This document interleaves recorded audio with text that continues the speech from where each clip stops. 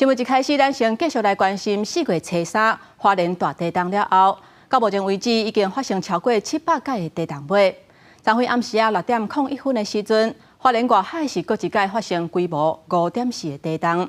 气象署表示，虽然地动尾发生的频率已经有较缓和，不过也是无排除有机会发生规模5以上的地动尾。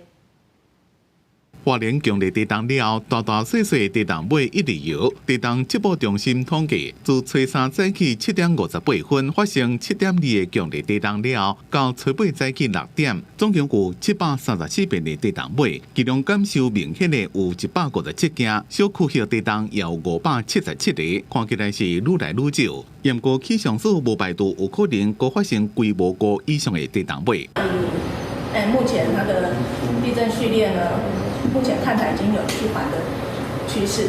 但是因为震央区可能还在做应力调整，所以我们不能排除说未来有没有还有规模5以上的地震会不会发生的几率。伫初7透早5:15分，花莲近海第5个冰心，规模是5.1；暗时6:01分，佫发生地震，规模5.4。 地震的深度16.9公里，就连北部、东北部地区也感受有较真明显。民众怎么伫咧担心地动尾到底该有几遍才会煞？我们9月1完了以后，那个单规模6.8的余震就有3起，好，然后那个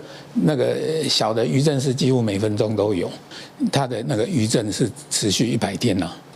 那个在这100天内有12起的那个规模6以上的那个地震，可是到第2年就很少了，就没有什么规模6的那个地震。对气象分专台湾风台论坛天气特辑所统计资料，初3的主震过了后，地动尾主要分布伫咧美仑断层加苏花海花，到目前已经累积27遍规模5以上的地动。 气象署提醒讲，这几天天气较会落雨，民众若要去山区，要特别注意土石松软，也个石头崩来情形。记者综合报道。